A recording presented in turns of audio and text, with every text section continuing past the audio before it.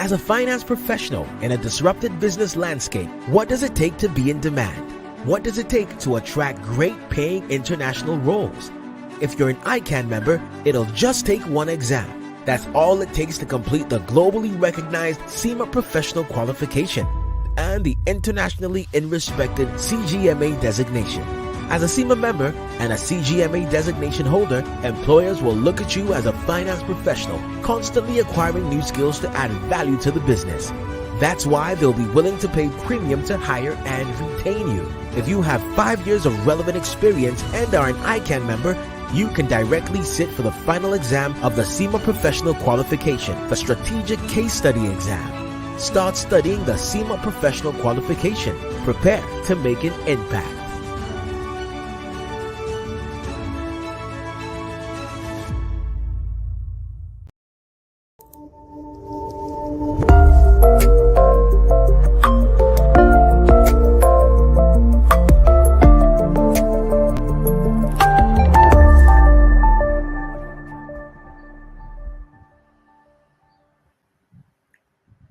Good evening to our professional colleagues, friends of the Institute of Chartered Accountants of Nigeria, our students, ladies and gentlemen. It is my pleasure to welcome you to another edition of ICAN on Air. This day, Thursday, 28th day of the month of October in the year 2022.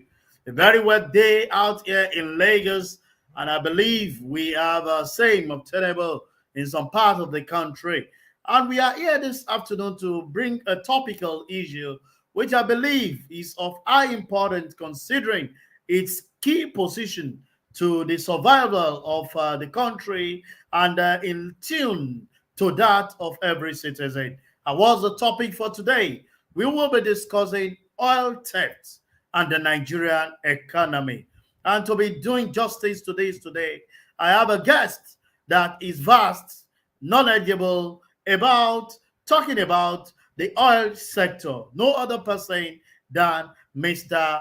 Olalere Babashola, FCA. He's a 1988 graduate of accounting from the prestigious Obafemi Awolowo University in Ile-Ife. He holds a master in financial management from the School of Oriental and African Studies of the University of London. Also, a fellow of our prestigious and noble institute, the Institute of Chartered Accountants of Nigeria. He obtained his professional accounting training with Deloitte at Daytona, Ishishi & Co., and worked briefly as internal auditor and finance analyst with the corporate office of Inland Group Nigeria. He is known as OSB, and he joined the then Elf Petroleum Nigeria Limited, now Total Energies EP Nigeria Limited, as an internal auditor and worked in different areas of finance and venture management. He rose to become the executive general manager, government relation for the all upstream subsidiary of the Total Energy in Nigeria, managing relationship with the various arms of government before opting for an early retirement in March 2022 after 29 years of robust experience in upstream energy sector. His energy industry experience span from full spectrum of upstream sector for reconnaissance survey all through the oil lift, export, and trading. He has served the institute in various committee like the IT membership, FG, PC, the building and project, to talk intergovernmental. So many. Is a man of many impact, but this evening we'll be doing justice to the oil theft and the Nigerian economy. I know short distance. I'll be going on a very short break to bring in our guest. Get yourself prepared. If you have not contacted anyone, try quickly share the link with them and let them come and benefit of the topic of today. Stay tuned. I'll be right back.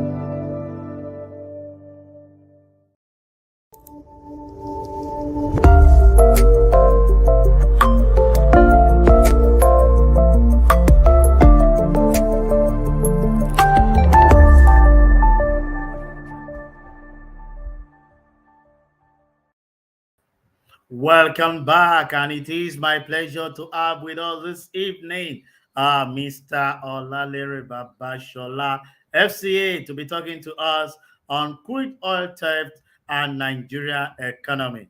Mr. Babashola, good evening and welcome to ICAN on air this evening. Yeah, thank you very much. Good evening, my professional colleagues, the friends of the profession, our students, everybody watching. And I want to thank the producers of this program for inviting me, to thank the Institute for the initiative of ICAN on Air. And if it's not too late, I want to use the opportunity also to congratulate our 58th president and the Institute on successful conduct of the 52nd Annual Accountant Conference, which I'm happy I attended, very successful. So congratulations to all of us. Thank you very much. As a member of the Institute, we've been congratulating the 58th president. But without wasting time, let's eat on the very fast lane this evening by starting. Sir, the news around this crude oil theft in Nigeria is so alarming that a layman like me, who is not in the oil sector, keeps wondering how it becomes so possible for the quantum of the reported thefts to have happened. Being someone with massive experience in the oil industry, can you please run through the process of extracting crude oil in Nigeria for the benefit of our viewers? Okay, thank you very much. I will say that that question is a show on its own. If we are to run through, the full spectrum, but I will try my best to summarize what the extraction process is, how we get crude oil. Hydrocarbon, and I choose my word, I didn't say oil this time. Hydrocarbon is in reservoir. So, and it's appraised by some people who are geoscientists. Those are geologists, geophysics, reservoir engineers. So when they discover what is there, the process is done by drillers to drill and to bring that to the surface. So let's bear in mind, it's not like drilling a well where you go 75 meters or 100 meters. Sometimes you go as deep as 4 kilometers, 7 kilometers. In fact, in the deep play, you go as deep as 15 kilometers into the crust of the earth to get to where these hydrocarbon resources are. So now when it comes out, there are 3 components of it, what comes out. So there is crude oil, there is water, and gas. So what do we do with them? The water is treated and it is either injected back into the reservoir for pressure to help the flow as it's required in some wells that require injection. So you do water injection. So but otherwise, you treat it up to a quality that is specified by the authority, in which case you can discharge it into the environment. For it has to be safe for the marine life. So that is also done. Then for gas.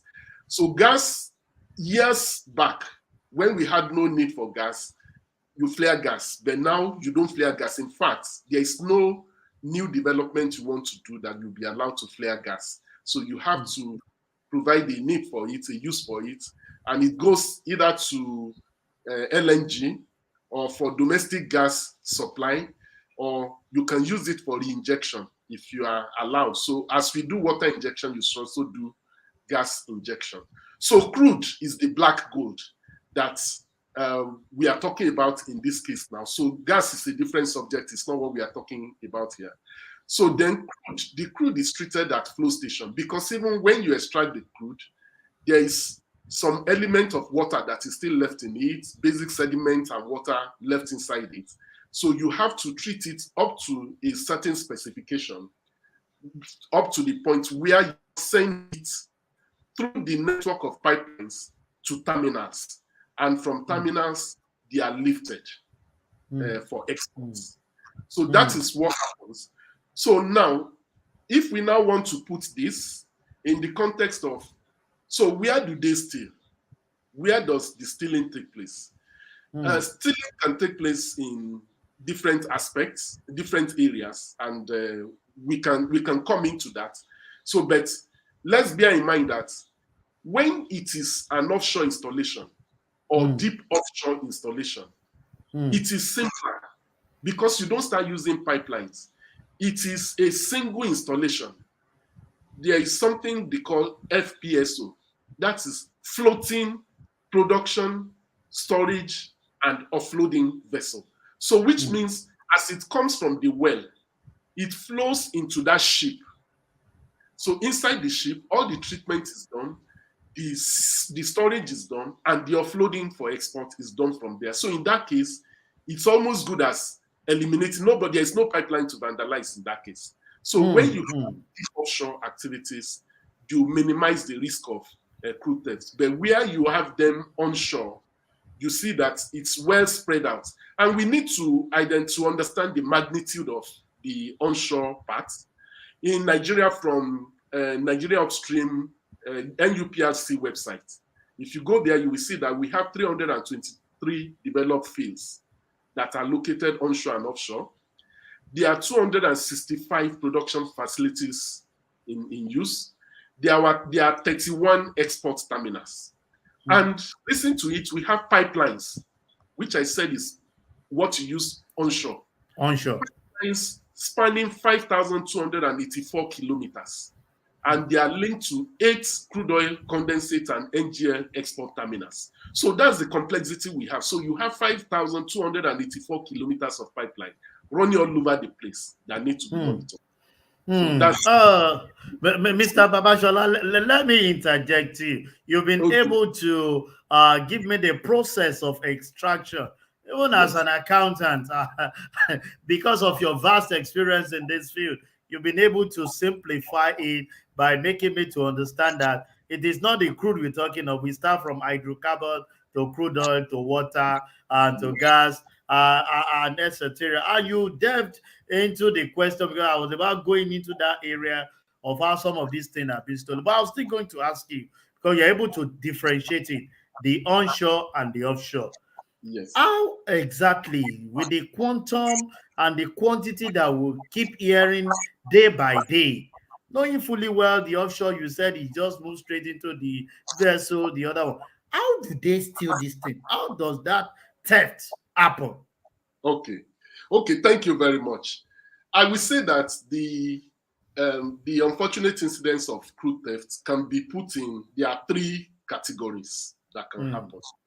So you have the theft for artisanal refiners. That is those people you see that carry buckets, kegs, they have tanks they've made, they perforate, and in fact, some of them tap. Oh, dear. Go ahead, go ahead. Oh, okay. Sorry, I thought I was lost. Okay, so there are some of them. They tap. They've progressed to the point of tapping. So they tap and they steal. They boil to make things like diesel, kerosene, local ones that they sell. That is one part. Then there is the other part that is the sophisticated one, or they are stolen for exports. And luckily, the revelation now makes it easy for me to explain. Anybody in Nigeria or any Nigerian anywhere must have seen the report of the one that's done.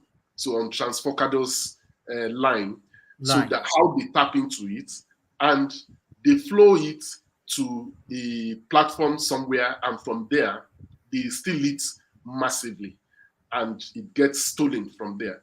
There is a third one that I hear about, but I want to confess that given that I work with an international oil company, I have not witnessed it, because by the practices of an IOC, you must never try that kind of thing. That they tamper with meters at terminals. I don't rule it out, but that becomes the third one. So now, when you now say, how are they able to do it?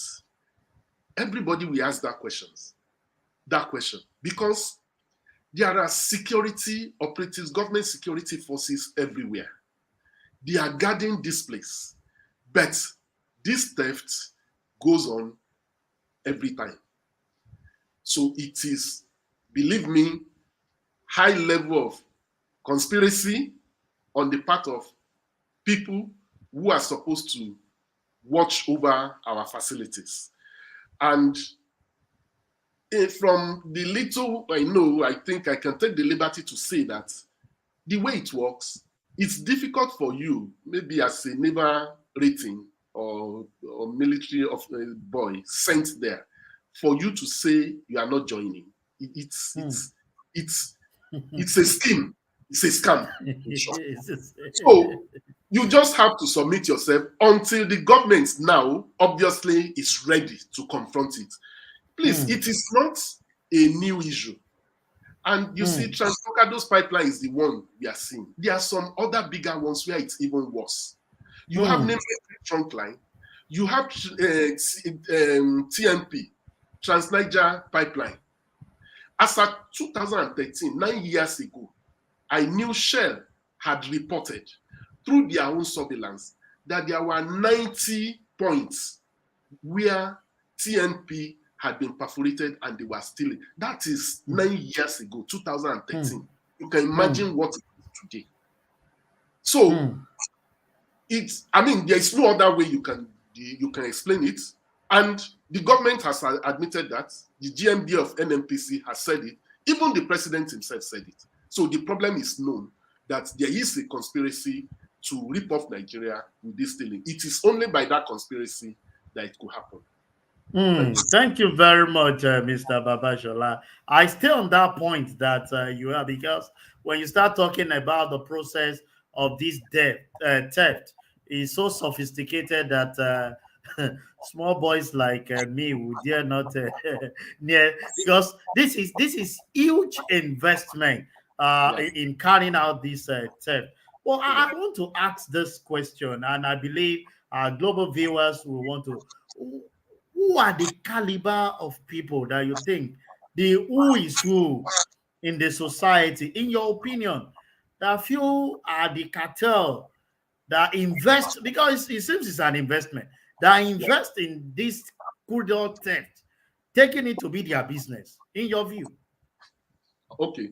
I hope you are not asking me to give you names because I don't have names. So, but but you can give us an idea of then my viewers will definitely interpret it in their best way. no, you see, it's unfortunate. It is still one of those things where the masses are the victims of what goes on.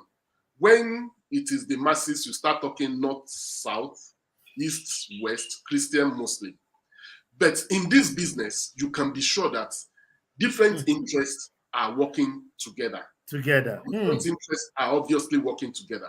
And it is not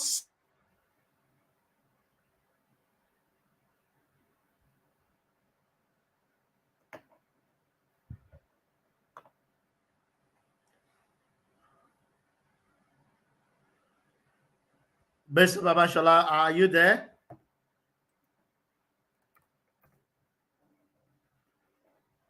Mr. Babashola, are you there?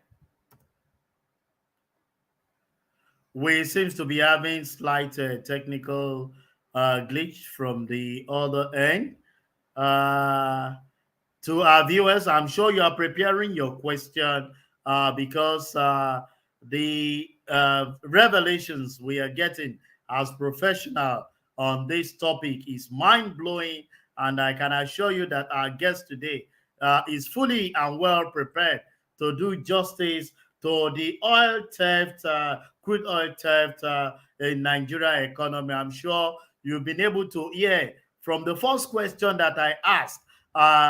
The extraction process that is needed even for this process to be carried out. So crude oil is not just coming as the first thing. You start from hydrocarbon being extracted into the crude oil, the water, and the gas. I don't know if Mr. Babashola is back. Okay, while I still await him, I'm sure our viewers who are globally connected already have insight into the extraction process and the quantum of the criminality that is being carried out on Nigerian revenue. I want to believe that the network got to cooperate with us today, because this is a topic that is very, very, very germane. While I try to reestablish contact with our guest for today, let me quickly go on a very short break. And I have to say this before I go on the short break. You can always bring your product and services to ICAN on Air. That is an avenue where your product and services can be globally recognized. And with that, it contributes to the bottom line at which you can carry on. But while I go on a short break with some of the commercials that we have, I'll be bringing in our guest so that we'll continue the discussion. Don't go anywhere. We are just starting the program for today. I'll be right back.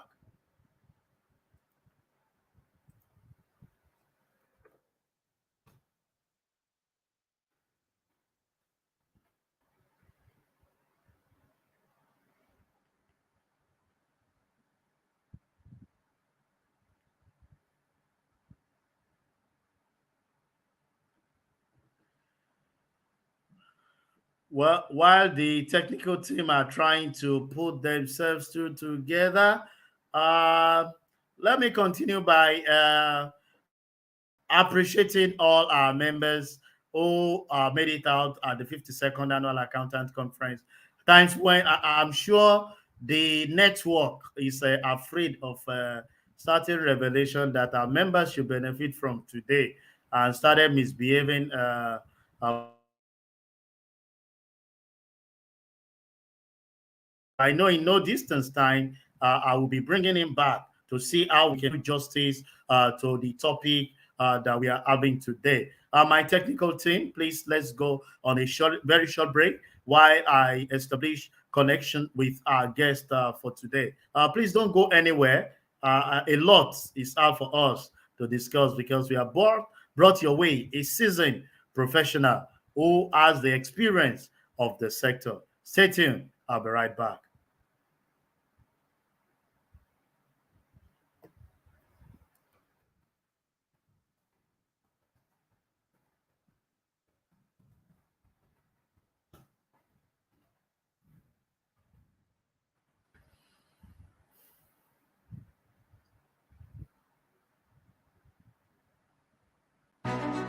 As a finance professional in a disrupted business landscape, what does it take to be in demand?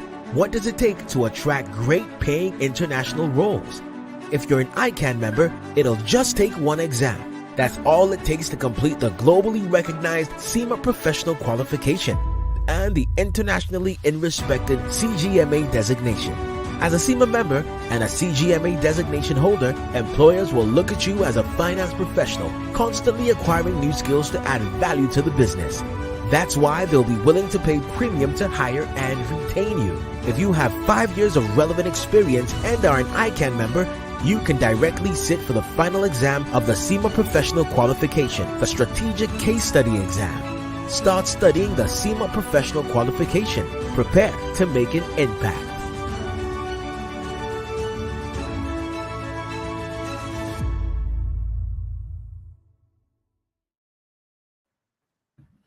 Welcome back, Mr. Olalere Babashola FCA. Sincerely speaking, you see, at times when we are giving topical issue, network is always afraid.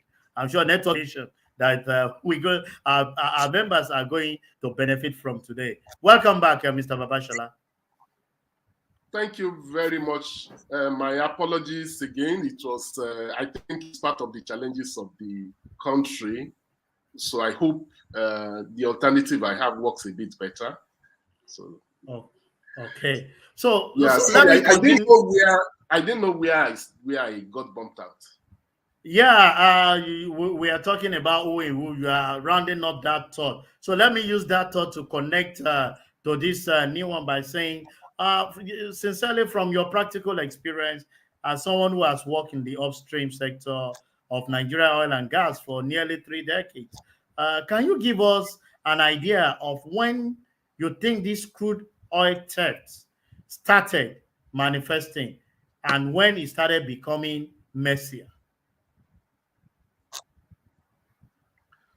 Okay, we've been having issue of crude oil theft at perhaps smaller scale in the past.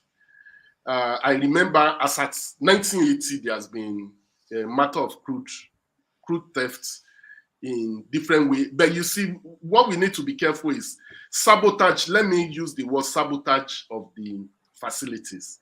We were having sabotage of facilities by people who want to make claim on the company.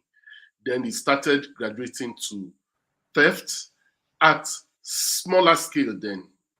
So, and as at, I got a report that as at 2013, which I knew I reviewed at that time. So as at 2013, it was estimated that the crude theft was about 100,000 barrels. So that's the crude theft.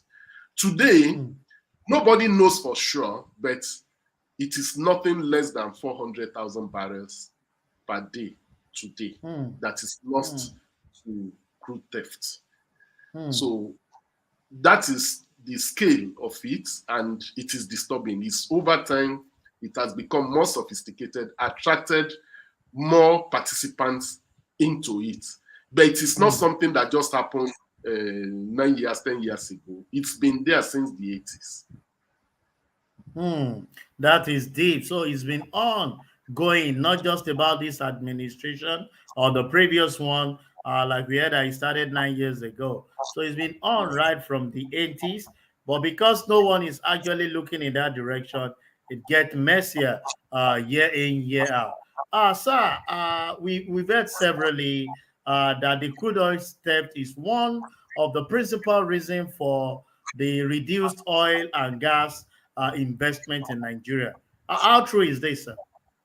Oh, it's very true. It's part of the reasons and indicators you will have. Part of the indicators is that you will see that the oil majors started divesting from their onshore locations. So you see that SPDC used to have about 44 blocks they were operating. So they have 44, and they've divested most of them onshore. but they retain Bonga deep offshore. They are not talking of divesting the deep offshore. So it can tell you that it has something to do with challenges, difficulty of operating onshore in Nigeria. You will also notice that Mobil producing Nigeria Unlimited too, they are of recent, they've indicated they were selling their onshore assets to Seplat. So it's also another thing to tell you that it's not just that they can no longer invest further. The one they have done, they are simply walking away from them. So that is, and you know, these are deep pocket companies. These are companies that you rely on when you need investment. They have money, a lot of money to take risk that local companies cannot take. In fact, standard of operation that local companies cannot meet, they have their own international requirements for it. So definitely, and you see, think of it as a businessman. Today, what is going on? I mentioned something about the production into TNP, that they produced 124,000 barrels into TNP and 800 came out at Bonny. So what is happening now is that operators have facilities they can produce, but they are either not producing, or where they have to produce because they need the associated gas to meet their gas supply obligation to NLNG. They will produce the oil, and instead of sending it to terminal, they will reinject it back into the reservoir. They reinject produced crude back into the reservoir because there's no point. If you put it in the pipeline, you are just donating it to people who will steal it. So for them, so they need the gas. They take the gas and the oil, as they inject the water away, the crude, they put it back in the reservoir so that when we find sanity in the way we do things, they can go back and reproduce it. So that is what is going on. So the country is bleeding. It's a big hemorrhage. Country is bleeding seriously, and the average citizen is feeling the impact of some of this criminality that is going on in that sector that we rely on as our sole revenue as a nation. I want our guests, our viewers, to also bring in their question. Our guest for today is fully prepared. But before I take some of the questions from our online participant, let me ask this.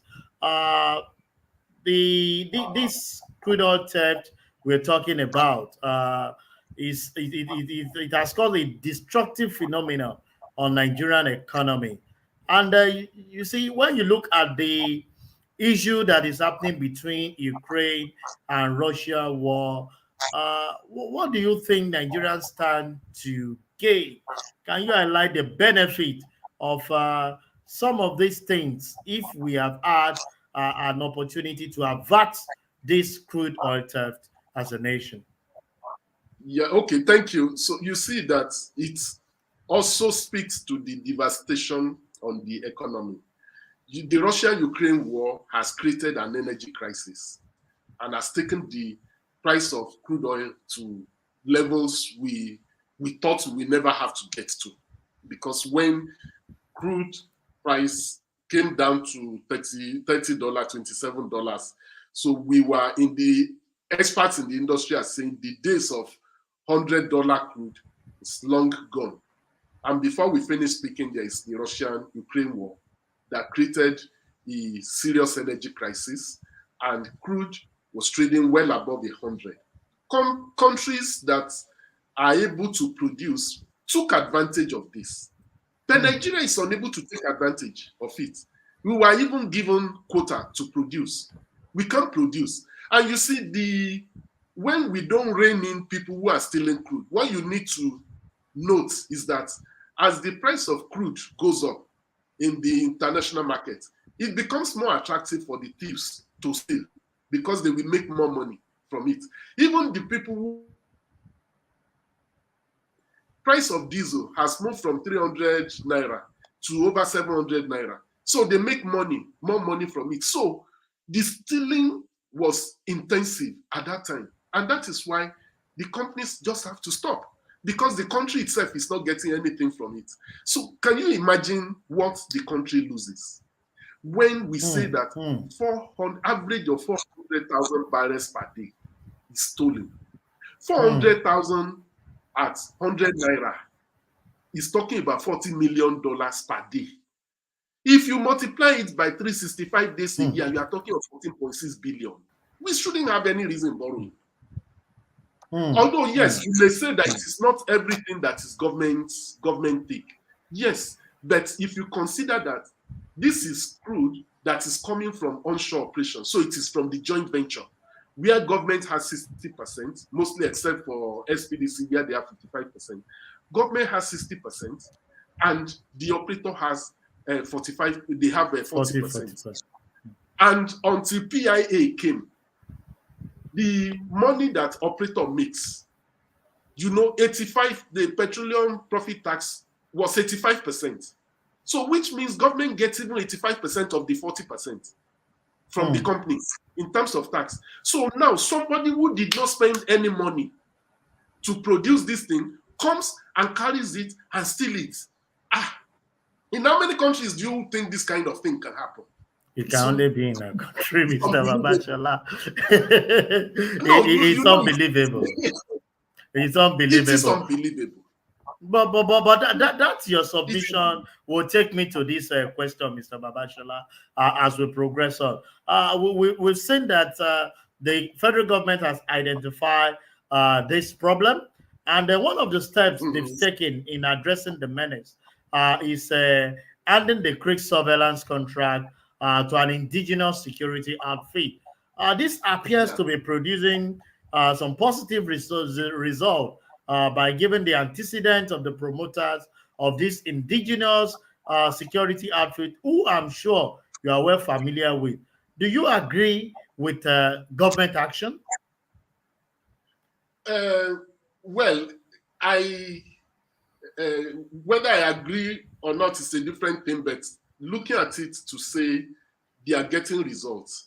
I have been in meetings with the Chief of Defense Staff. I've been in session with him when he was newly appointed. So there was a dinner we had together with him, and he outlined his strategy that in fighting the insecurity, he wanted to use both kinetic and non-kinetic approach. So kinetic means taking super to Kano and bombing everywhere, and non-kinetic is engage and see if you can get solution. Now, let's not pretend as if solving this problem just takes super to Kano to the place and start bombing all over the place. That will not work. In fact, you will do more damage than you can ever think of having. So they had to think of some other approaches. And as I told you, it's a syndicate that perhaps I don't have the details of what led government to do what they do, but I can see even before the results started coming. In my analysis with people, I said that let's give them the opportunity. People in government are not stupid. They know what they are doing. They have information that we don't have. And that in doing what they do, this may be the least destructive option for them to go into. You see, but I mean, so it's like you've seen this situation that you need an insider who understands this thing, who knows the terrain, and is repented today to help you. But I hope my only worry is that when you are using non-state actors for security, government is like outsourcing its responsibility for security. Ultimately, they need to have an exit strategy. Otherwise, you have another monster in your hand because you have now equipped these people, you've empowered them so much that they can become another problem in your hand at the end of the day. So that is just the worry I have, and I hope government has an exit strategy. Today, it seems to be the thing that, well, otherwise, all the things we've been talking about in the industry about this stealing, we cannot make the kind of noise that came on TV and on newspapers when this was discovered. But it is something we knew all this while. So when you run intelligent piggy on the pipes, we know they've tapped so many of them. So, but it has got it out, and hopefully something good will come out of it at the end of the day. Definitely something good. Once we are positive about it, we should expect more positivity and more positive result with this. Mr. Babashola, let me ask this, taking it to professional angle. If crude oils are stolen and the financial payments and transaction of those crude thefts are not blocked in any way or Yeah, detected, don't you think yeah. that as professional accountant, we are failed in our duty or we are being compromised in one way or the other? No, I won't call it compromised. I will say that as professional accountants, government needs our service to Okay. address this problem reasonably. And this is what I mean. There is a need to trace the money. We need to be able to trace money because a lot of money going. And you see, there is a lot of technology in place. Around 2015, on the 2014-2015, on the job I was doing, I had the privilege of being in the control room of NIMASA at Apapa there. That NIMASA at Apapa. I was in their control room. And from that control room, they could spot any vessel that comes into Nigeria's territorial water. Hmm. So any vessel that comes to Nigeria territorial water, they could spot it.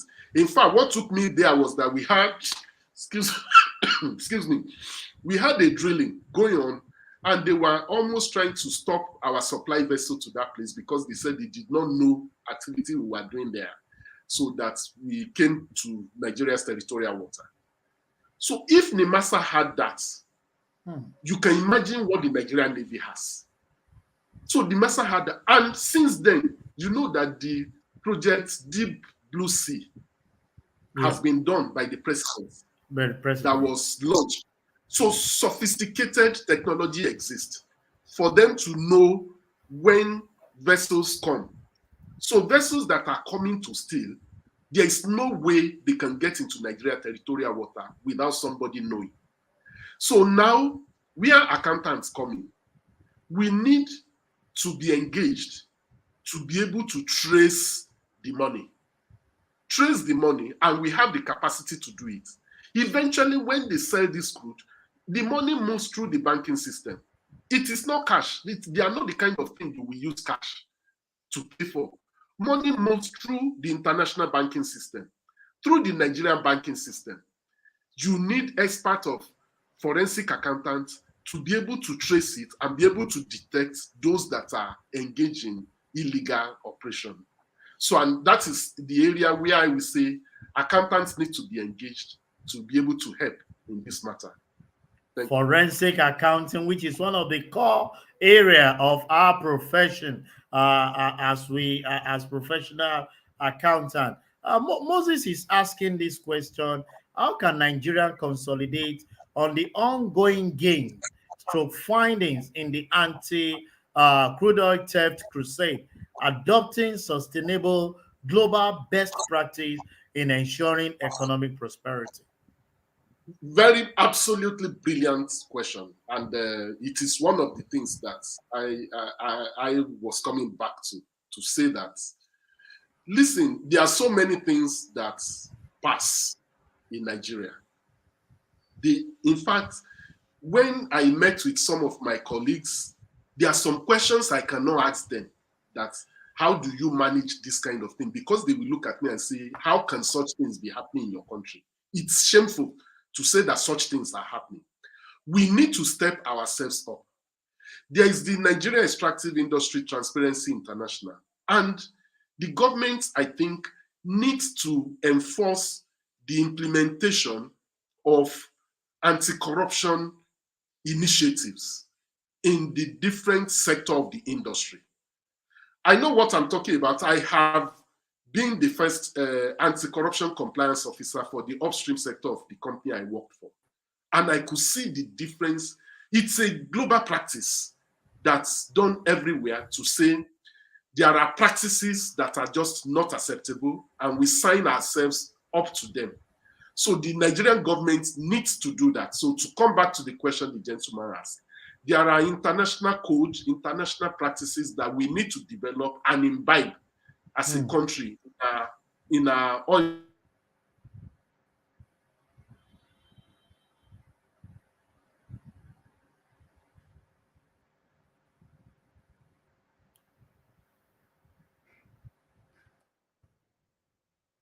It seems the network has interjected our guest again, and I'm sure he'll be trying to re-establish it. But it was just rounding up that particular thought, telling us there are international codes and standards that Nigeria needs to actually plug into it. Mr. Babashola, if you're there, if you can hear me, please, you have the floor. I think the network seems to be fluctuating because I was about going to the question of Dr. Abel Asay, who is connecting with us all the way from Abuja. But I want to believe that our viewers today they've gained a lot, having deeper revelation on what is going on and the area where, as professional accountants, we need to plug in making sure that we block some of the areas of leakages that we have in the cycle as professional accountant.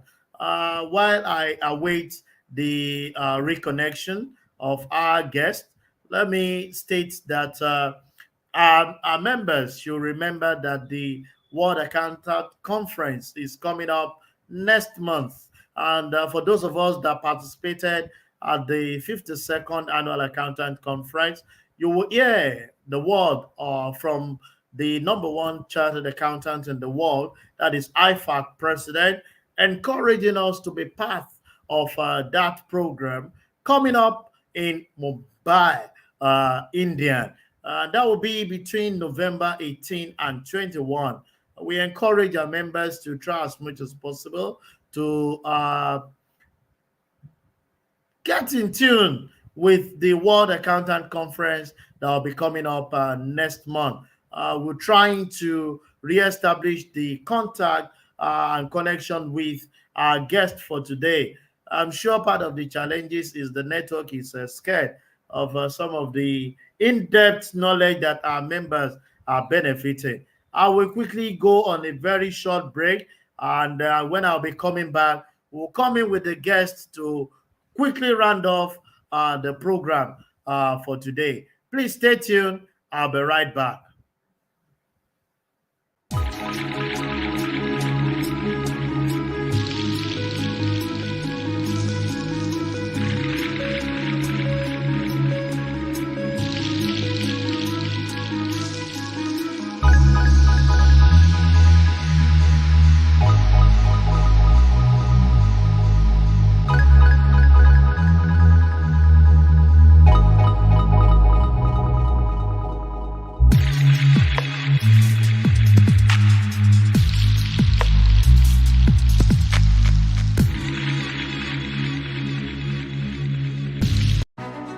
As a finance professional in a disrupted business landscape, what does it take to be in demand?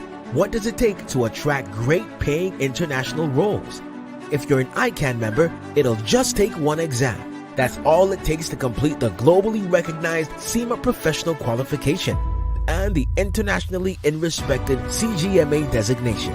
As a CIMA member and a CGMA designation holder, employers will look at you as a finance professional, constantly acquiring new skills to add value to the business. That's why they'll be willing to pay premium to hire and retain you. If you have 5 years of relevant experience and are an ICAN member, you can directly sit for the final exam of the CIMA Professional Qualification, the Strategic Case Study exam. Start studying the CIMA Professional Qualification. Prepare to make an impact.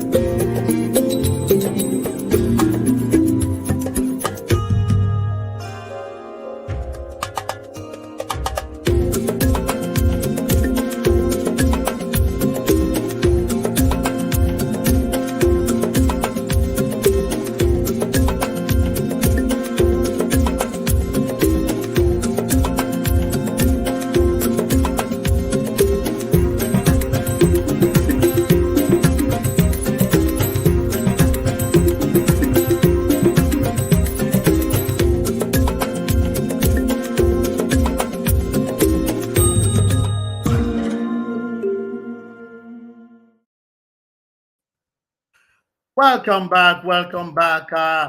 It seems pretty difficult for our guests to reestablish connectivity because of the poor network. On the days like this where we have downpour across the nation, it's always pretty difficult for connectivity to occur.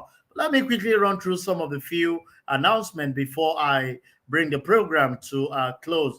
Like you've seen on screen, it's good to pay your subscription on time because that is the only way the institute can grow and the point of recognition to our members.